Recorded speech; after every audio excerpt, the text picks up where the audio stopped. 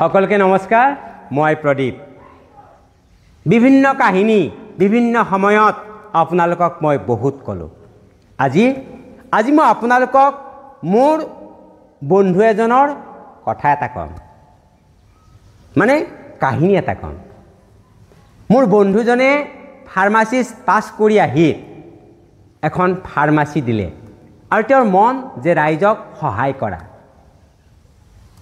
সেই ফাৰ্মাচীখনত তেওঁ খুব সুন্দৰভাৱে নিজৰ পৰিয়ালটো চলোৱাৰ উপৰিও বিভিন্ন সামাজিক কামত জড়িত হৈ আছে। কিন্তু বন্ধুজনৰ এটা খুব বেয়া দোষ আছে। সেই দোষটো হ'ল যে বন্ধুজনে কেতিয়াও কোনো কাৰণতে ভগৱানক বিশ্বাস নকৰে। বন্ধুজনে মোক প্ৰায়ে কয়, ভগৱান কি? ভগৱান আমি দেখা নাই, যিটো বস্তু দেখাই নাই, যাৰ অস্তিত্বই নাই, তেওঁ আমি কিয় বিশ্বাস কৰিলোঁ? তেওঁ আমাক কি কৰিব? বেছি বিতৰ্ক নকৰোঁ। মোৰ বন্ধুজনে তেওঁৰ মতে চলি থাকে, মই মোৰ মতে চলি থাকোঁ। এদিনাখন বন্ধুজনে মোক নিজে কোৱা কথা দেই।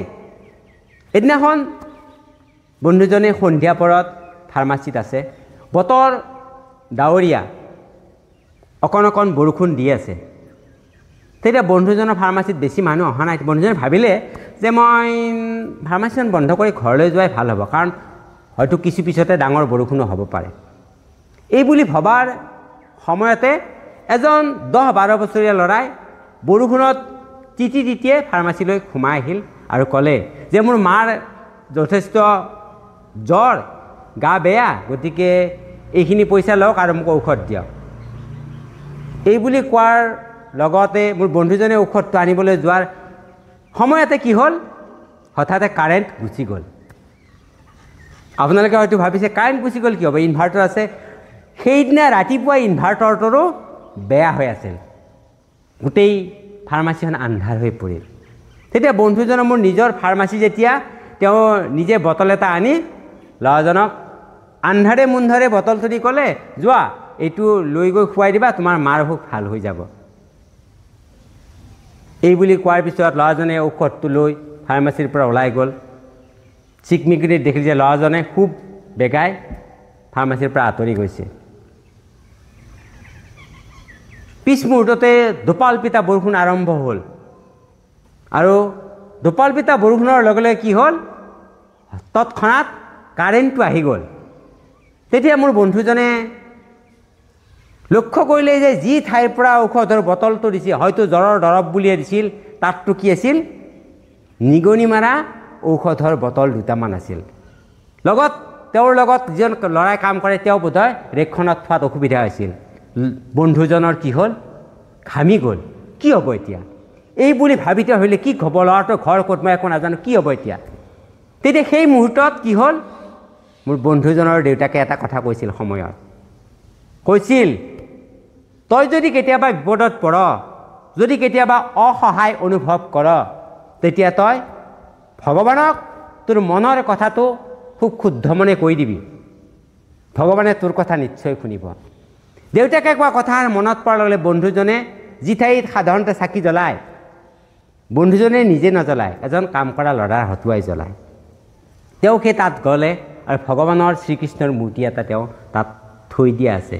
তেওঁ তেতিয়া দেউতাকৰ কথা সৰগত কৰি ভগৱানৰ মূৰ্তিৰ ওচৰত থিয় হৈ হাতযোৰ কৰি ক'লে, হে প্ৰভু, মই তোমাক কোনোদিনে দেখা নাই আৰু কোনোদিনে মই তোমাৰ পৰা একো বিচৰাও নাই, কিন্তু আজি যেন সেই ল'ৰাটোৰ ভুলবশতঃ দিয়া ঔষধটোৰ ল'ৰাটোৰ মাকৰ যাতে কোনো ধৰণৰ ক্ষতি নকৰা, এই বুলি তেওঁ ভগৱানক প্ৰাৰ্থনা জনালে। আৰু তেওঁ খুব চিন্তাক্লিষ্ট হৈ তাৰ ওচৰতে থিয় হৈ থাকিল ভগৱানৰ কথা ভাবিয়ে। ঠিক কিছু সময়ৰ পিছতে সেই ল'ৰাজনে দৌৰি আহিল আৰু ক'লে, দাদা, মোৰ হাতত আৰু পইচা নাই, কিন্তু মোক আৰু এটা ঔষধৰ বটল দিয়ক, কাৰণ মই গৈ থাকোঁতে ঘৰ পোৱাৰ আগমুহূৰ্তত যিহেতু বৰষুণৰ বতৰ, মই পিছল খাই পৰি গ'লোঁ আৰু ঔষধৰ বটলটো ভাঙি গ'ল, মই মাক খুৱাবই নাপালোঁ। আপোনালোকে ভাবক বাকীখিনি কথা। তেতিয়া মোৰ বন্ধুজনৰ, মোৰে আজি গাটো শিয়ৰি উঠিছে, তেতিয়া মোৰ বন্ধুজনৰ ক'ব নোৱাৰাকৈ চকুৰ পানী বৈ আহিছিল আৰু তেওঁ প্ৰকৃত ঔষধৰ বটলটো ল'ৰাজনৰ হাতত তুলি দিছিল আৰু কৈছিল, ঔষধে কাম কৰিবনে নকৰে মইতো নাজানো, কিন্তু তোমাৰ মাজে ভাল হ'ব এইটো খাটাং। এই বুলি কৈ ল'ৰাজনক ঔষধটো দি বিদায় দিছিল। তাৰ 3 দিন পিছত মই মোৰ বন্ধুজনক যেতিয়া লগ পাইছিলোঁ, সেই বন্ধুজনে মোক এই কাহিনীটো কৈছিল। আৰু মই আজি আপোনালোকক সেই কাহিনী মানে সঁচা ঘটনাটো ক'লোঁ এইটো কাৰণেই যে আমি যি বিপদতে নপৰোঁ, আমাৰ মানুহৰ জীৱনত বিপদ কেতিয়াও কৈ নাহে, কোনো সংকেত দি নাহে। যিকোনো মুহূৰ্ততে আমাৰ জীৱনলৈ, আপোনাৰ জীৱনলৈ বিপদ আহিব পাৰে। সেই সময়ত আমি যদি এবাৰ ভগৱানক যদি আমি স্মৰণ কৰি আমাৰ মনৰ কথা খুব আন্তৰিকতাৰে যদি আমি কওঁ, তেতিয়া নিশ্চয় ভগৱানে আমাৰ কথা শুনিব আৰু আমাক বিপদৰ পৰা নিশ্চয় উদ্ধাৰ কৰিব। আশা ৰাখিছোঁ মোৰ এই সঁচা কথাটোৱে আপোনালোকক ক'ৰবাত নহয় ক'ৰবাত কিবা এটা কামত হ'লেও সহায় কৰিব। আৰু ভগৱানে সদায় আপোনালোকক, আমাক সকলোকে সহায় কৰি যাওক, তাৰে পুনৰাই ভগৱানৰ ওচৰত প্ৰাৰ্থনা জনাই আজিলৈ এৰিছোঁ। পুনৰ আপোনালোকক লগ পাম যদিহে মোৰ এই চেনেলটো ছাবস্ক্ৰাইব কৰি ৰাখে। পুনৰ আপোনালোক সকলোকে নমস্কাৰ।